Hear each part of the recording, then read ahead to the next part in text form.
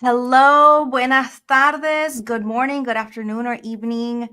I'm so excited to have you guys here. And today we're in for a really, really great show at Que Pasa Mujer.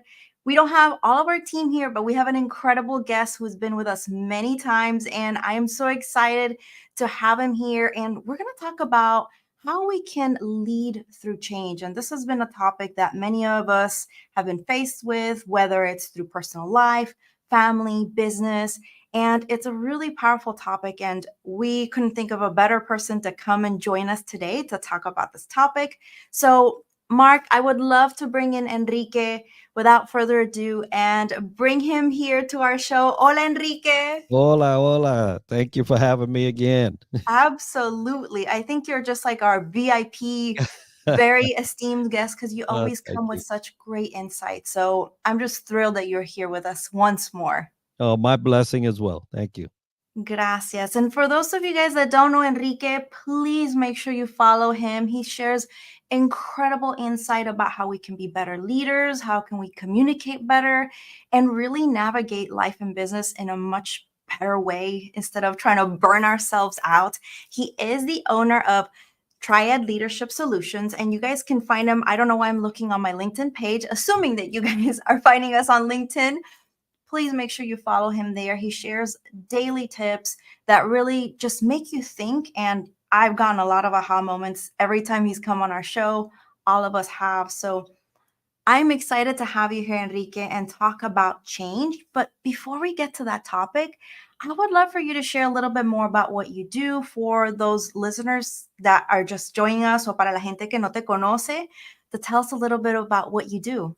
Yeah, absolutely. So, as my marquee there says, a leadership development coach, I've been in leadership development for the last 8 years post service. And I decided that that part of my naval service was the most enjoyable. And so that's something that I wanted to do post retirement. And so leadership development, I coach, I speak, I train in that arena. And, basically, if you are finding any of your leadership journey challenging, that's where I come in, either by mentoring you, coaching you, or training you. Sometimes it's just a simple consultation, and I also do that as well. I love that. I love that. What a great way to summarize the wealth of knowledge that you have. And one of the things that I think I particularly connected with you from, the beginning was your connection to being in the service. And you guys have to be dealt with a lot of things, work under pressure, and you have really built this great way to see how chaos can be seen around us, but really still navigate it with poise and with your head straight. So, one of the things that I would love to start our conversation about is how we navigate and can be better leaders through change, especially when there's chaos or just so much uncertainty around us. I think that the world right now, between the economy and everything that's going on, there's a lot of uncertainty, people losing their jobs. So, change can feel chaotic and scary Mhm. for us. So, how can we start to reshift our mindset about change? Well, one thing you have to remember is that when chaos shows up, you need the opposite to think and Mm, act clearly. So you need clearance. You need peace, be still, right? You need mhm, that type of thing to show up so that you can have a clear vision, and then not only have the clear vision as the leader, but then take that clear vision and then clearly communicate or articulate the vision and purpose of change, because change, although is dressed in this apparel of uh determining to just destroy you, right? mm, That's what it mhm, looks like for those that are receiving it. Its purpose is to align you with where you should be. And if mm, you start thinking about change in that perspective, then it won't be all too bad, although the circumstances may rattle you and the circumstances may not be as palatable, right? Mhm. You don't, no te lo come bien, Sí. right? No te sabe bien, and it never does. Uh-huh. But if you look at it from that perspective, you'll say, okay, well, then I need a little more patience here. I need a Mm, little more clarity. So let me work with this instead of working against it. I love that. I love how helping us reframe and slowing down to process that situation. I love how you put it that way because I think that sometimes we are just so wired nowadays to just rápido, go, go, go, go, go, go, go, go, Yeah. that when we are hit with these things, we still want to keep going. But sometimes we have to pause and reshift our mind about this chaos. And as you were talking, the words that you were saying, I always visualize things, so I was visualizing like this darkness and this unknown. And when you unpack it and say, hey, maybe the purpose of this is to realign you. And then I was like, okay, that feels a lot more clear. You bring down your guard and open up to, okay, what do I need to do? What do I need to change? So I really love how you broke it down in that perspective. And it's very interesting that we're having this conversation because last night I had this weird dream. I tend to have really odd dreams, but it was about seeing tidal waves, like huge, huge, huge Mm, waves. And, they were dark. I love the ocean, but I could tell that it was like some sort of tsunami coming. mm. And I And don't you're in remember. Hawaii. And right. Yeah, I know. I'm like, I know. Toco madera. But and it was scary because I think it was here, but I think because we're going through so much change on the back end, Yeah. that when I was analyzing that dream, I was with people that I don't remember knowing, and everyone was just watching and just looking, and what is it, like rubbernecking that people say, like, and I was like, no, we need to get going because this is not going to be good. And so I remember at one point in the dream, I just get on a motorcycle, and I recently restarted riding a motorcycle, so I don't know if that was, like, all connected, Mhm. and I get nervous getting back on the motorcycle, but I was like, "I'm on there," and someone was trying to drive for me, and I was like, "No, we need to get out." And so, as I was thinking about this and what you're saying is that the dream was chaos. It was scary, it was dark, but I still through that found a way, "Okay, you guys don't wanna get out and moving, I'm gonna go out and get out and be safe and find a way out." So I think it's refreshing to hear you say that because it also is making me think of, okay, sometimes it is okay to slow down so that you can see everything a little bit more clearly, and how can you mitigate change. And so with that and my crazy dream, it kind of made me think of sometimes when change comes, whether we're ready for it or not, I think we tend to avoid it. And I've seen sometimes, especially in business, and you can, give us more insight on this, Enrique, is that sometimes when we're stuck in this changing pivotal point or whether we need to really pivot or we're growing as a professional or individual, Right.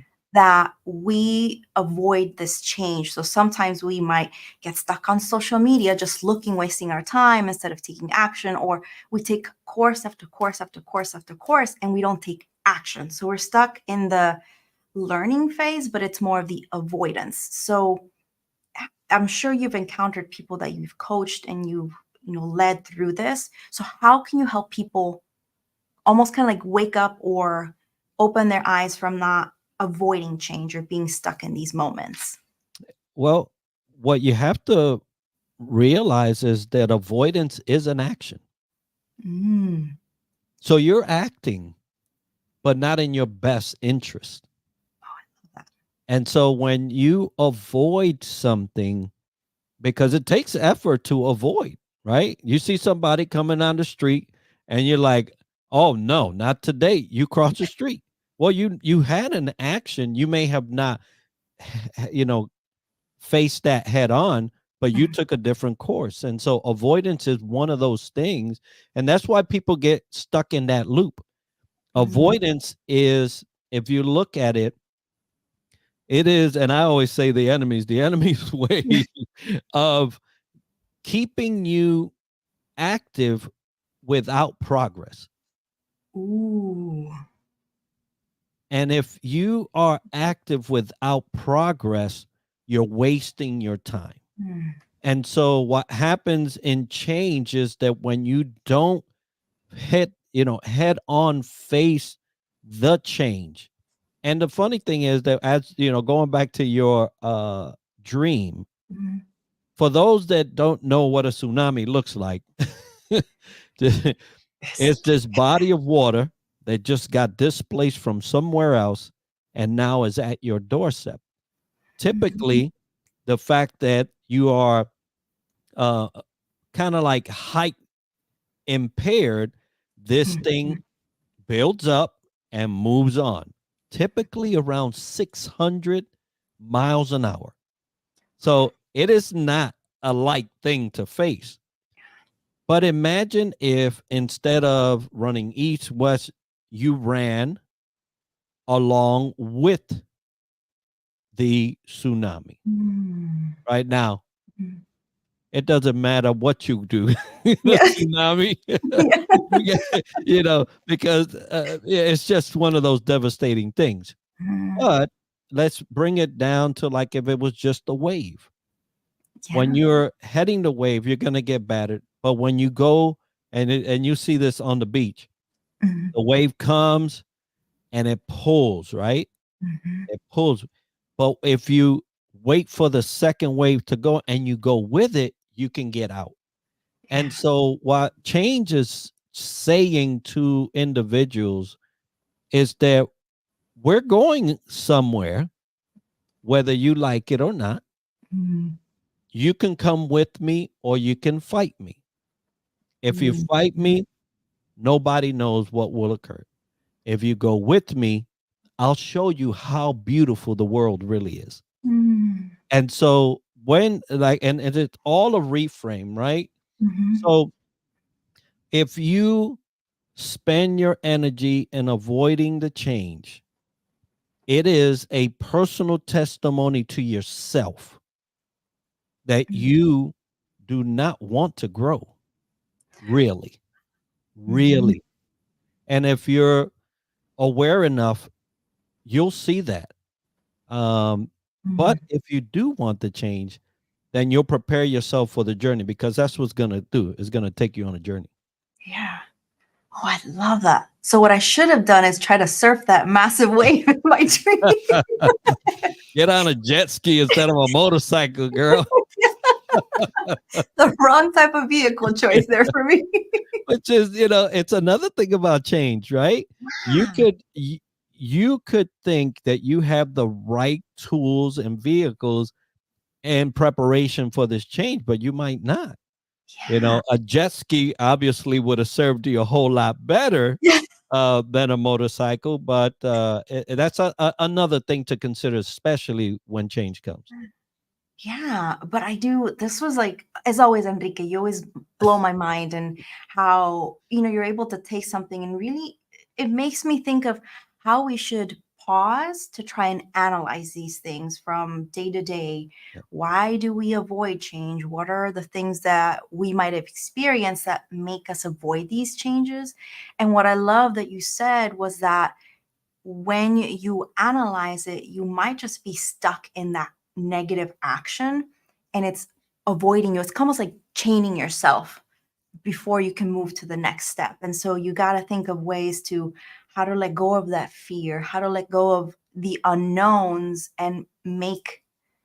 I think sometimes when there's a lot of things that are out of control, that's where you kind of chain yourself up in this action mode and finding ways to break that chain and control what you can control and trying to just move through that change. I love how you said that you can push me if you want. I'm still going to make you change, or you can ride with me into a better place. So I really love that transition. And, I know we were kind of talking about on the personal mode, but how does that look like for change within an organization? Because I know you've also worked with Yeah. organizations. And so, how can you bring in the collective to ride this wave of change together? Because sometimes you can have people who are really afraid of change because they're like, well, if it's working, why break it? But sometimes change is necessary. So how can you bring that collective together to change and move forward? Well, when it deals with organizations, and typically I speak to leaders or the leadership, Mhm. you have to be conscious as a leader that change may present itself all the same, but it will not have the same impact on everyone. Mm. There's some people that same change that you can care less about is devastating to their livelihood. Mm. And so as a leader, you can't see change in a static way. You have to see it in a dynamic way. And it allows you to be empathetic so Mm. that then you can show some compassion to those that you are leading. And a Mm. lot of leaders, they just see the change and said, this is what's going to change, instead of going to the group or the organization and saying, this is the change that's coming down. How is it going to affect you? How Mm. is it going to affect you? How is it going to affect you? Okay, so now I see how this affects the entire structure of my organization. And so now, with the impacts that this change is going to happen, how is that going to affect us as we collaborate as a team? Because that's another dynamic that is often not seen. And so when you can look at change from that perspective, it allow you to be empathetic and apply compassion as necessary. Mm. But more importantly, it will give you the exact blueprint on how to support your teams and your organizations, because you're not there to execute the change. The people execute the change. You're there to facilitate that they can make it through the change. Mm. And that's what leaders usually don't really focus on.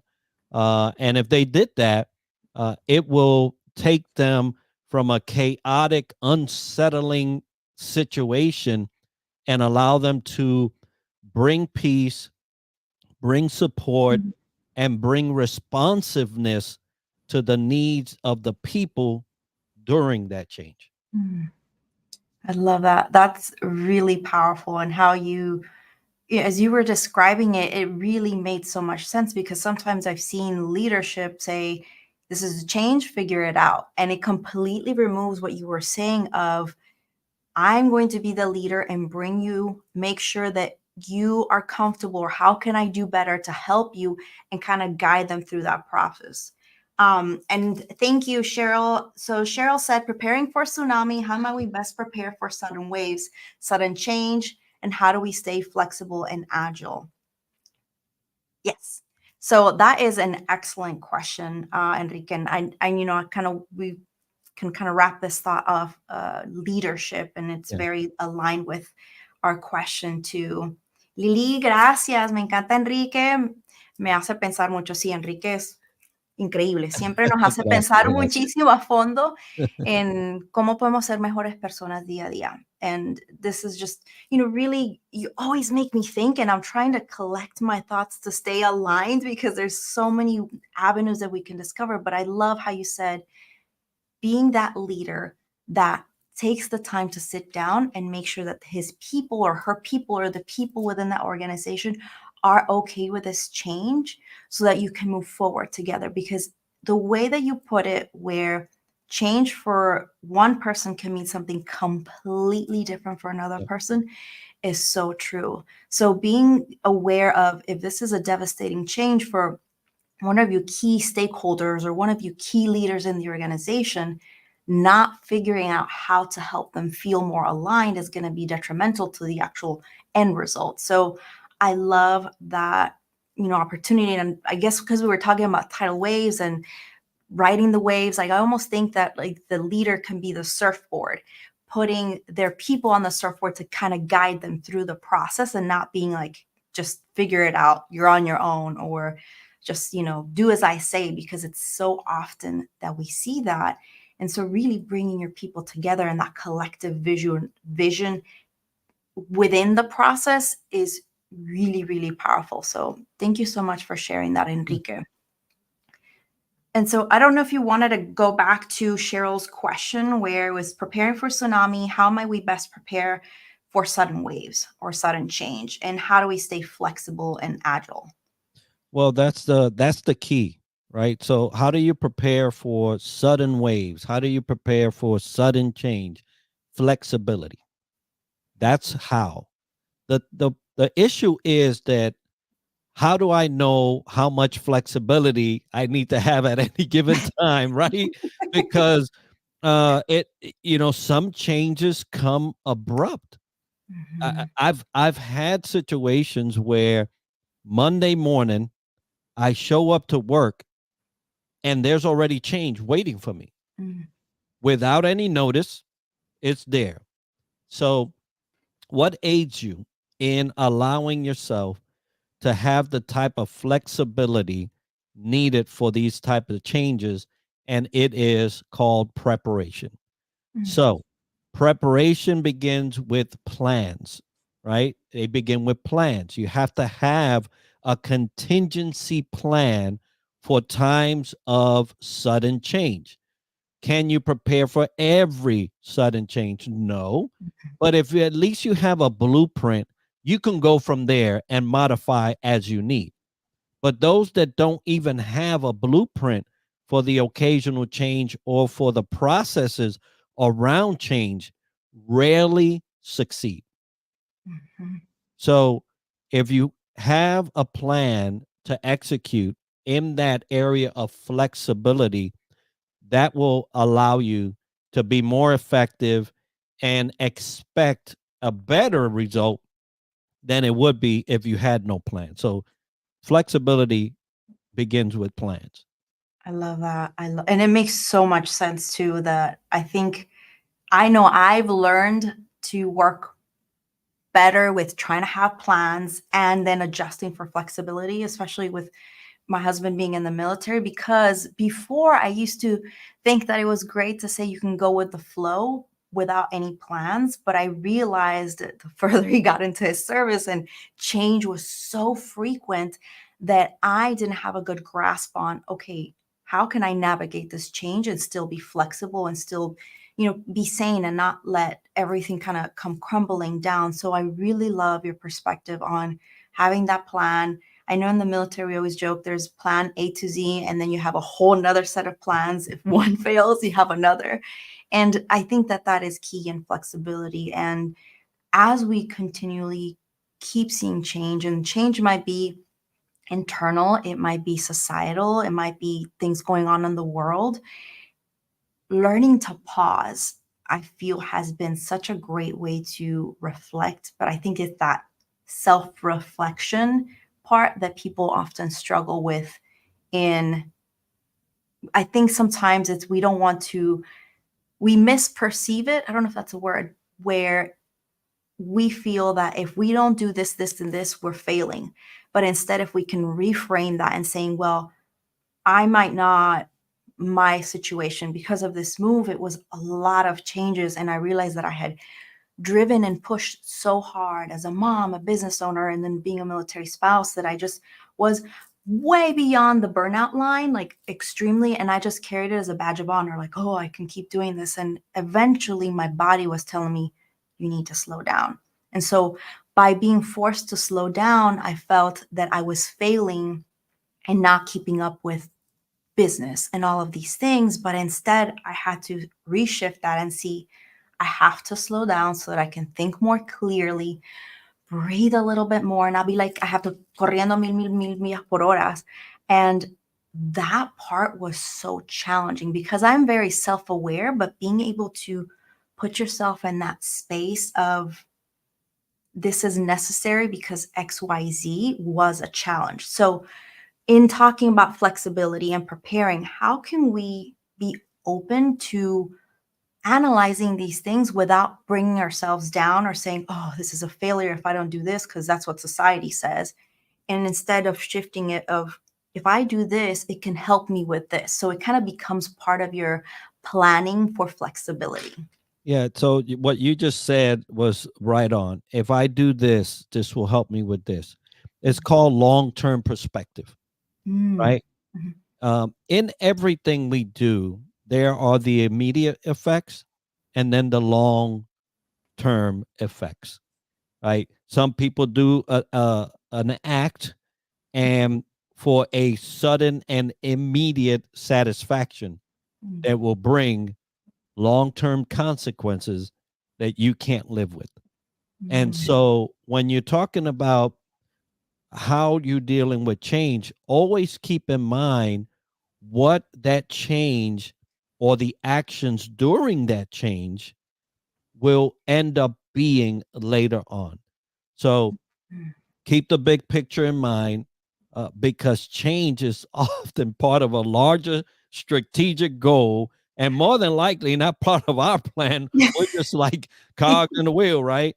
Uh-huh. And it's important to remind everybody that for long term benefits, even if it's short term effects are challenging, you have to consider the long haul. Mm. And it will allow you to take some different types of steps, Mm. because when you start thinking about, okay, so if I do this today, all right, I'll have this. Let's take a financial situation because it's typical across the Yeah. board, right? If you are in the government setting, normally your paycheck comes from the government. They have a standard first and 15th pay. But if you live paycheck to paycheck Mm. and they say, which often happens, we're not gonna, we have to sign this bill or nobody gets paid, Oh my gosh, yeah. right? Here you go. This is chaos for somebody that's always getting it on the Yes. first and the 15th. But it doesn't have to be, because if you had a plan and a long term plan Mm. in place, you would have been having a better relationship with finances. And then you got this thing called savings or mutual funds or whatever Yeah. that will supplement the case, or in the case the government says we can't pay you. Mhm. Now, has it ever happened? I think there's been a lot of scares in my time in the military, but we never got paid. But Yeah. it does happen. And so that long-term mentality is what allows you to put in place some strategic things to allow you to navigate that challenge, navigate that time of change. and and so I think that having that long term in mind even before the change could happen, along with planning, Mhm. can get you in a better situation. Yeah, I love that, and I think that that also helps you get out of the emotion that comes with that being in this current moment.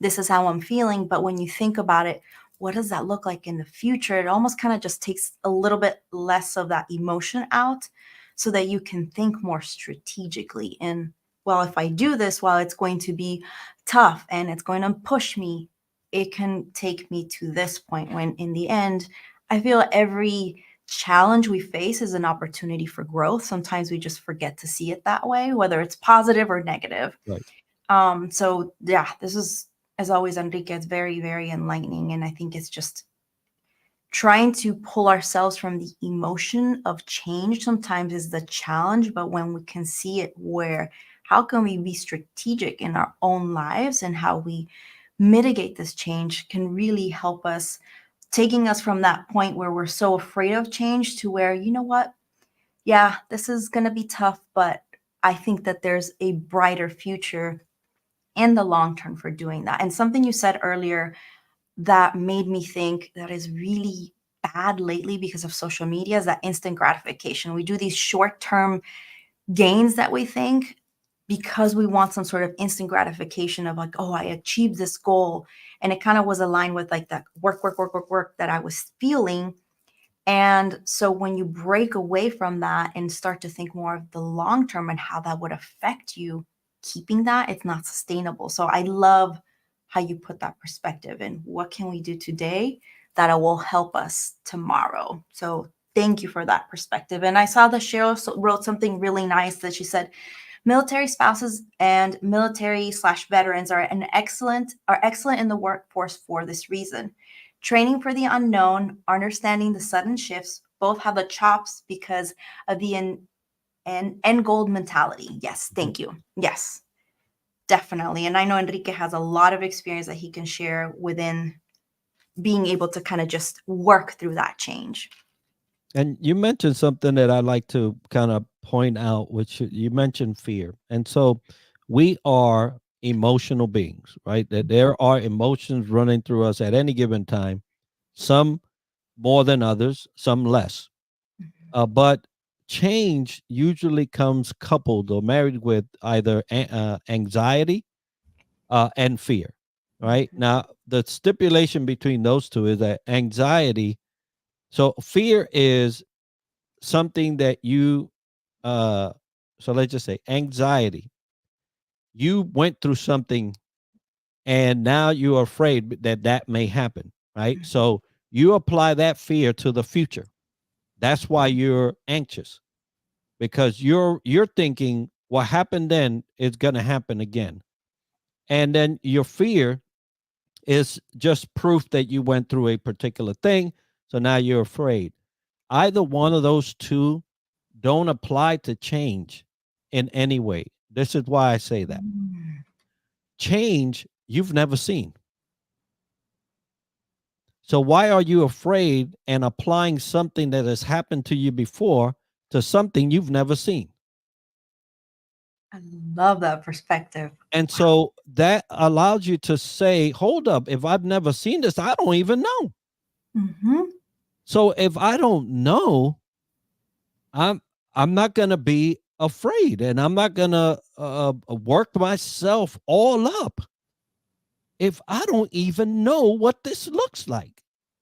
Yeah. Let me look at the change and let me assess how that's going to impact me. Let me look at my resources. Let me look at my training. Let me look at my upbringing and how I can apply all these different tools that I already have to this particular change so that I don't buckle under it. Yeah. And so a lot of us, which I mean, I have done that, have applied anxiety and fear to something that I have never seen before. Mhm. And so what I do is I void myself from the blessing of the Mm. journey of change. Most people will tell you, yeah, I'm here. And boy, was I afraid then, but I'm glad I'm here now. Yes. So why wait? Enjoy the whole thing, so you mentioned fear, and I wanted to highlight that a little.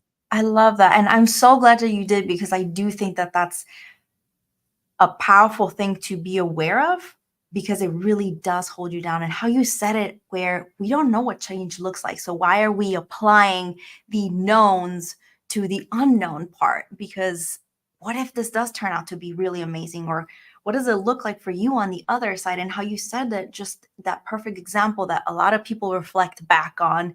That I know I have several instances in my life where I'm like, I'm glad I went through the change. At that time, I was afraid. I was anxious. I pushed back, and life was like, no, senora, you keep going. And it kind of just like, whether you want to or not, you have to do this. And I feel much better about that. So I love how you put that perspective. And really, I keep going back to the visual, me with visuals is that fear chains us down to what we could be in the future.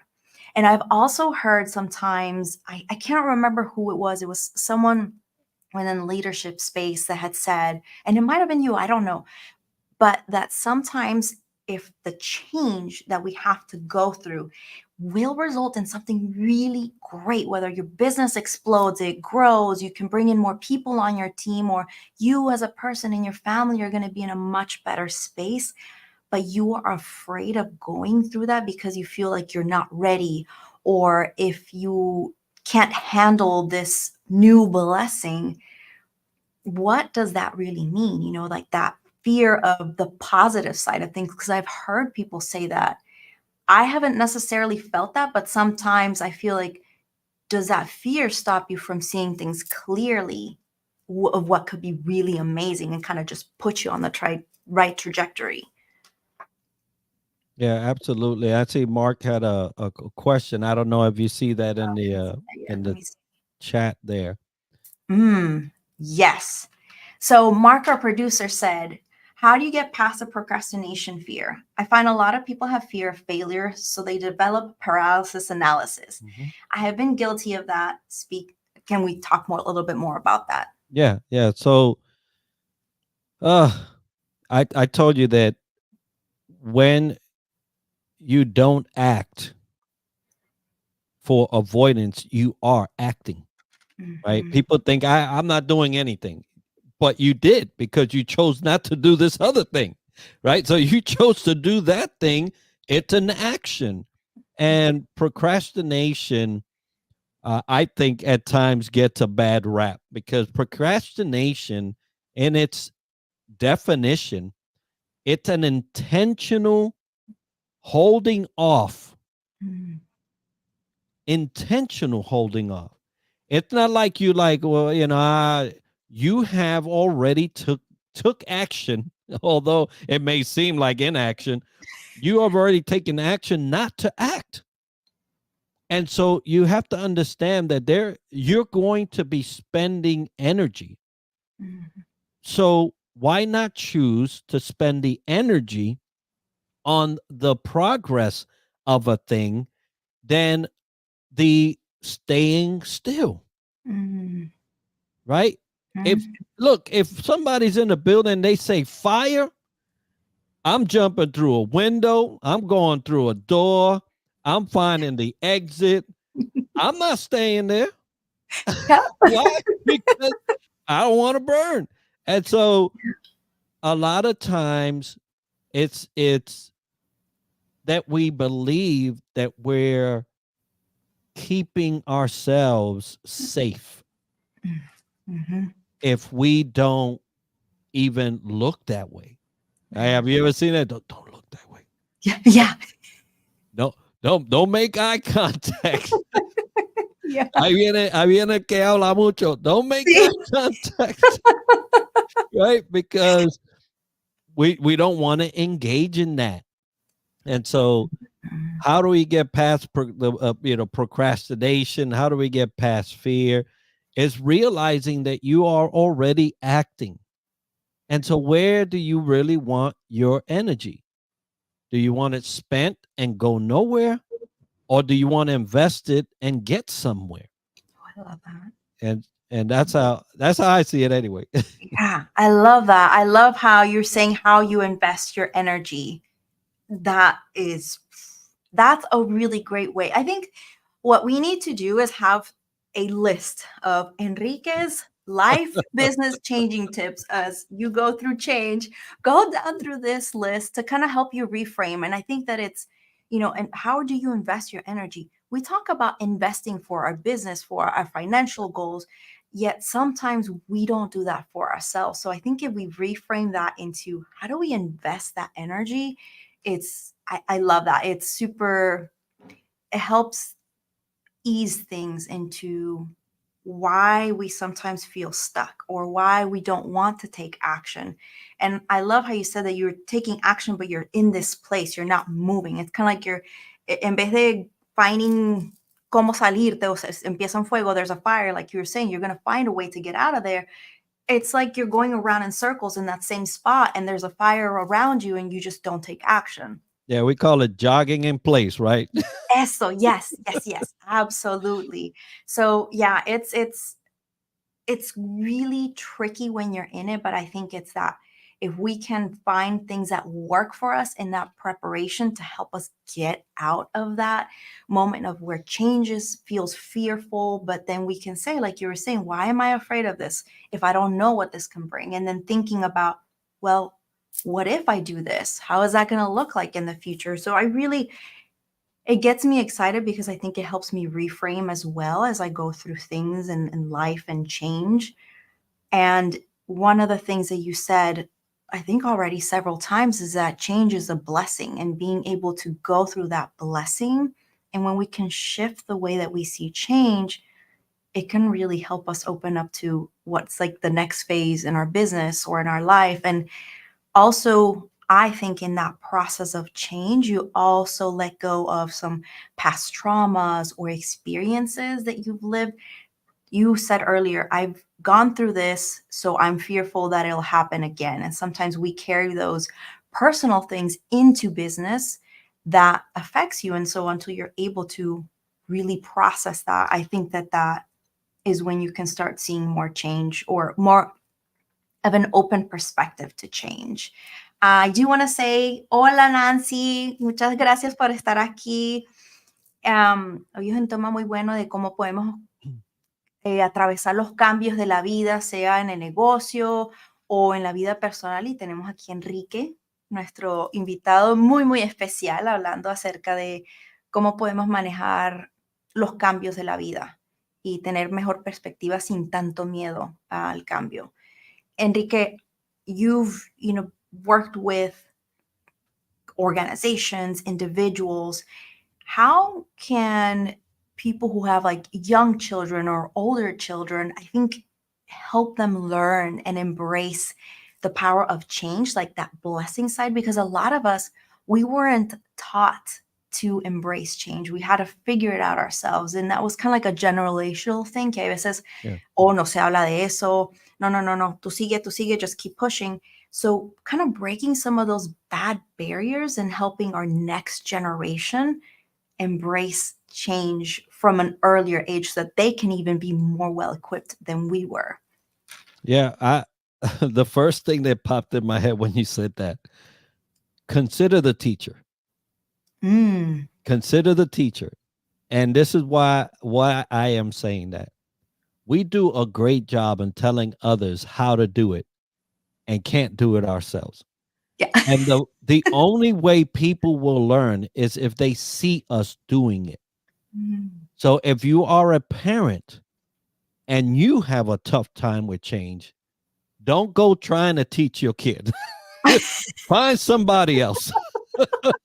because that's what happens, is that we're good to impart our pains and angst and failures and things like that.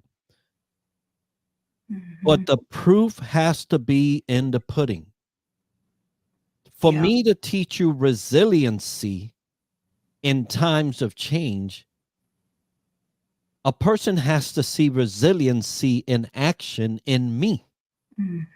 Because then I will tell them, hey, this is what you got to do to be resilient. And they're like, the pot calling the kettle black. What?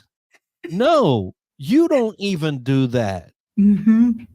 Why are you telling me something you don't even do? So when I say consider the teacher, the teacher needs to consider themselves. Where am I not a good representation of a person that can manage change, that can lead through change, that can navigate change, that can be on the other side of change and say, see, I told you so. Yeah. Right? And so once that's clear, by all means, go teach whoever you want. Yeah. But your kids know the difference. The kids know the difference. And I tell you, a kid will tell you the truth, right? They'll tell you the truth. They'll be like, hey, you got a big nose. What? Well, I guess I do. You can get offended all you want, but you do. And so kids will tell you the truth. So consider yourself, consider the teacher. And if you are doing great in that regard, then by all means teach, because then they will see the proof. If there's anything that I want, and my wife knows this, anything I want at the end of my life is for my kids to say, yep, my dad did that.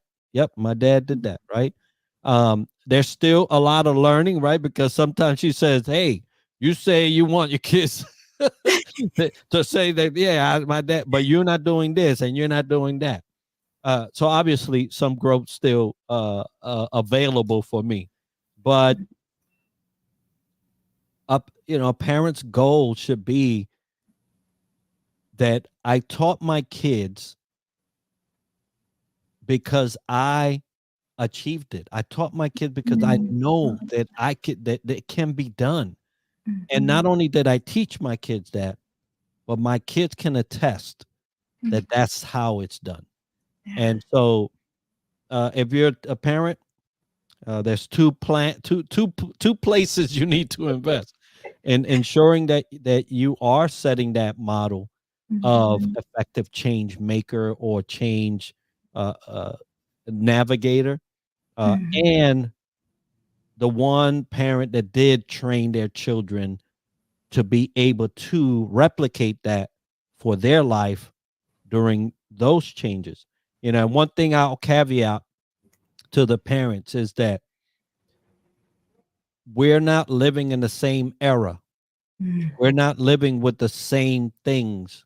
We're not living in the same environment. We have grown and outgrown our environments. They're Mhm. just getting started. And so be careful not to superimpose your journey over their current Mhm. travel Oh, I love because that. it's not the same. Mhm. I love that. And how even like we can impose our own fears on them because, don't no te montes ahí porque yo me caí de chiquita, don't go there because I fell as a little kid. And then you instill that fear. I love how you said that because sometimes we think that we mean well to protect them, but we don't let them explore and take their own lessons from that. And And by it's all not, means, share, right? yeah, Oh, hey, I tried that once. I fell and busted my head, but that does not mean that it will happen to you. Now, yeah, if it does happen to you, well, you know that it already happened once. So yeah, don't be afraid because it mhm, happened before yeah, and I'm still here.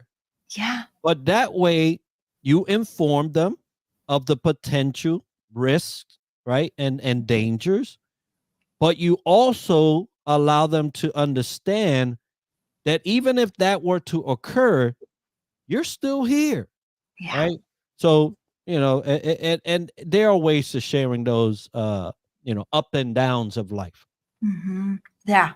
And I think, one of the things that I love how you were sharing about this perspective and really being aware of who the teacher is, what we've been doing lately, because our son is 7. So he's in that very inquisitive, Mhm. asking questions, very self aware or just aware of surroundings. And there's been times where we have been stressed and we're frustrated. And so he'll be like, "What's wrong, mom?" Or he'll say it to my husband too, like, "You seem upset." And so sometimes we'll tell him, "Yeah, it's, we have for me, I'm really stressed at work, or I was trying to fix something in my computer and it just wasn't working. And then everything was breaking down and I got really frustrated.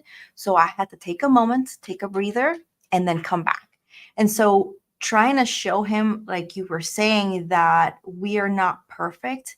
And there's this process that we're still going through to figure it out. And what's he's been doing is he notices and he'll say, "It's okay. You're going to do fine. You're doing great." And so it's really nice to kind of have that motivation, but he doesn't fully understand, but he's trying to. And just, I think something from older generations, at least in my perspective, that I didn't necessarily have is you never saw that the hardship and how does that process look like, or learning something new, and how we navigate as adults in not being frustrated.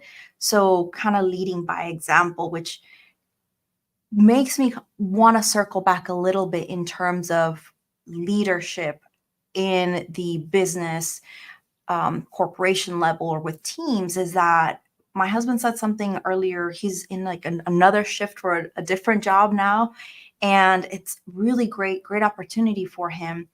And he's going to be doing a lot of training. And he said something that really stuck with me, that he said, I'm not going to have my people do any type of training that I haven't done myself, or I'm not going to do with them. I'm not just going to be sitting here and say, here, you figure it out, because that doesn't make people want to move forward. And so I think about that too, is that we can't lead the way without paving the way for others. Or like you were sharing, I've been down this path too. I fell down, I got hurt, but guess what? I'm back here, I'm here. You can do it too. So reframing that notion of how can we be better leaders? And now I kind of want to shift the perspective of what can someone do where they're in an environment where the leader isn't seeing that bright side of, hey, how can we lead together? And they might know that, this could be a manager that is noticing the team needs more of that collectiveness from their CEO or their VP, and they're not necessarily getting it, but they know that this is essential for the team to come together. So do you have any insight as to how can you help open that conversation with the person that should be more aware of that change? Yeah, so that is a very common position to be in. But I'll tell you that what you don't want to do is change that leader, because you can't, right? So that leader is obviously blind to a spot in their leadership, and they can't see it. What you have to do, if there is a change that needs to be done, I mentioned earlier about resources. I mentioned earlier about what's in your toolbox. If you identify the change that needs to be made, if it is a change that requires approval, right, then you'll want to seek that. So you'll have to sell it. You'll have to sell it in order for you to get the approval. This is where your strategist, right? This is where you start pulling out of your strategist, your technical knowledge, your ability to not convince but convey a message, your ability to prove a concept. This is where the real work occurs, because trying to sell something to a leader that doesn't have to say yes is difficult. Yeah. But there are ways to do it. Talk within your team. See if there's a consensus. If there's no consensus, that's a moot point, because if your team can't support the change that you think is required, then that's it, because the team has to implement it, right? But if there's a consensus, then you take that consensus and you package it up into a presentation to the leader. The leader has to make a decision, but leaders are usually afraid of making decisions of things they don't know. And so if they don't know and you can't make them aware and educate them, then that change will never come. Now, let's say you present it and then they see the light. Well, you've done two things. You've educated your leader, and now you've freed up your team, because now they get the change that they need. Yeah. And potentially understand that just because the leader said yes, that not the company might say no. So in that contingency, have a plan on how to implement most of that change that does not require approval, so that you can get one step further down the road. Sometimes we think that it needs to be all together. No, when you go sit down at and this is a restaurant for you guys over there to visit. It's called Le Mur. Ooh. Le Mur. 7-course meal. It's about Mm. 3 hours long. But Oh, anyway, I loved it. good to know. Yeah. But, you know, when you're in that restaurant, you know you're gonna have a full-on meal, but it's Mhm. they don't bring it all to the table. They bring you one thing, they dust off the table, they bring you another. Some change is best implemented piece by piece. And you must understand that sometimes you're not going to get the yes from leadership, but there are some pieces and elements of that change that you don't need a yes for. Mhm. What are those pieces? Can you identify them? Can you put them into play? Can you let them prove your point? And sometimes we just don't think enough Mm. to how to strategically, operationally, and tactically put these changes into play without being frustrated because we know we're going to get a no. Yeah. Wow. Very, very powerful, Enrique. Very powerful. And I love that you said convey, don't convince. That to me was really powerful because we often feel that we have to convince the leaders to get the yes. And even like you said, the leader might end up saying yes and you educate and liberate the team, but the company wide might say no. So then you're back into that. What can you do? And I love how you said, think about things that don't require an approval that still can be changed, and it helps you guide into that process. So excuse me, it's really powerful way to rethink our processes. And Mark, our producer, is saying sometimes we feel that we have to change their leadership style. You can't always make a macro leader. Yeah, again, we're trying to force our own perspectives or what we think would be better on someone else. It's difficult, but I think it's just this beautiful journey of change as we've been talking about. Enrique, you've shared so much great insight, and I'm looking that we're almost at time. I do want to respect your time. You, as always, nos das so much perspective, so much things that we can think about. And so I really hope that those of you guys that are watching the replay take some notes on what Enrique has shared, connect with him, reach out to him, because he's just a wealth of knowledge that whether you're going through some personal things within your own business, you're trying to grow your business, or you're with a team, he helps you through these different phases. And as you guys can see, we have all these questions for Enrique, and he can rapid fire with really great perspective. So, Enrique, mil gracias for being here today and Thank sharing you. your wisdom with us. Any parting words that you have for us? Yeah, don't be afraid. Don't apply your past to change because there are some things that change is independent. Change is independent. You're not in the same time. You're not dealing with the same people. It's not even the right season, the same season. And so you have to understand that change comes, it is not to destroy you. It is to improve not only your perspective in life, but your perspective of a better life.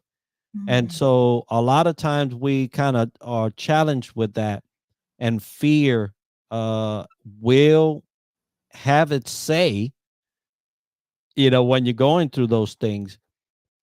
But fear is just an opinion. mm, love that. You can make up your own mind and tell fear to, take a hike. I love that, Enrique. We definitely need to have a manifesto of how to navigate business and life with Enrique, because this has just been so powerful. There's so many nuggets of wisdom that I know I'm going to go back and re-listen and kind of put this down on a paper to remind myself constantly the power of change and how it's not about fear, it's this new perspective. So thank you, Enrique, so much. Thank Thank you you. for everyone who showed up, who was commenting. Nancy, Lily, Cheryl, we really appreciate you guys. Zane was also here earlier. Thank you so much. And for everyone who's watching the replay, make sure you connect with Enrique. And Mark, thank you, our producer. We are ready for Maddie's poem. Until next week. Ciao. In 2008, actor Robert Pattinson got rid of his stalker who had been camping outside of his apartment by taking her out on a dinner date. He said, "I just complained about everything in my life and she never came back." In the Netflix documentary, I Am a Stalker, Daniel Thompson was accused of 13 crimes. He proudly bragged about only being convicted of 5. He said, "I could get away with anything. I could treat her however I want." Both scenarios alarming, red flags waving all over the place. Yet the male ego is as delicate as a bomb. You can detonate it with the simple no. It's always, why didn't you just say no? Well, because no can get you killed. The entitlement of access for bodies that don't belong to them. These moments where being a woman is as delicate as being a butterfly in a lion's cage. You can be attacked for resisting or just existing. Women don't get the chance to date. The retaliation of having a stalker to complain about period cramps. Inequality in the workplace. Sounds like some male privilege shit we know nothing about. Our nose taking as guesses and the message can't get through to thick skulls thinking with the wrong head. I've been that woman, minding my own tunnel vision business, when a sideline of sex-driven men crashed into me with a cat cold and proceeds to anger when gentle rejection shoots out his confidence like an unidentified object, ducking the bark and bites of a dog chasing after tails, demanding me to smile because I'm prettier when I smile. Guess I should smile bigger to show my face. I've been that woman in defense mode, holding house keys between chuckling knuckles, ready to Wolverine claw the wolves howling at my moon. We're somehow only seen as good, a prized possession. Men are natural hunters. It is as if they know the perfect moment to go in for the kill. In 2022, 19-year-old Mia Marcano repeatedly denied the advances of the 27-year-old maintenance man at her job, only for him to break into her apartment and murder her. And it's stories like hers that are more like a fucking tornado and less like a breath of fresh air. It's more like survival where you kill or be killed. Demanding for your right to be respected. This is the woman's dilemma. Having to lie about relationship status. Instead of saying you're not interested, this is the woman's dilemma. Choosing fight or flight when approached aggressively. Choosing brass knuckles over bracelets when his tongue berates me. This is the woman's dilemma. Since the beginning of time, women are seen as property. A man thinks he can own you, but we don't owe you shit.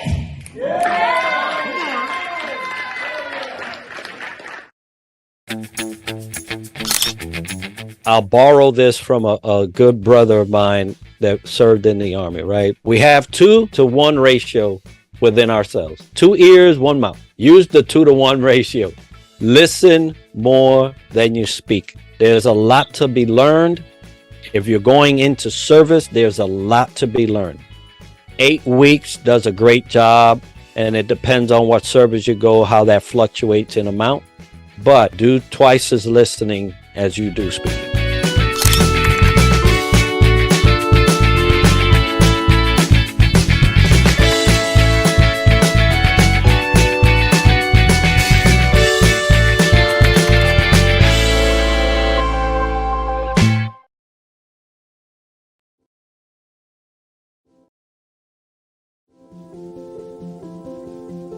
If you're watching this with your friends, you'll probably make a joke. Because you know what you feel on the inside isn't what you want people to know. If you have to pretend to be happy, find someone you trust and tell them. If you get mad at things and you don't know why, or have thoughts about hurting yourself, find someone you trust and tell them. You are never alone when you share. Seriously, people care about you. It's okay to not understand what you're feeling. And it's easy to think that you're all alone. But you don't have to be. You're never alone when you share. Don't be ashamed to tell someone you trust what you're feeling. You're not alone. You are not alone. Find someone you trust and tell them. Tell a parent. Tell a teacher. Tell a brother or sister. Or just tell a friend. You haven't done anything wrong. Talk to someone. Talk to someone. It's how things get better.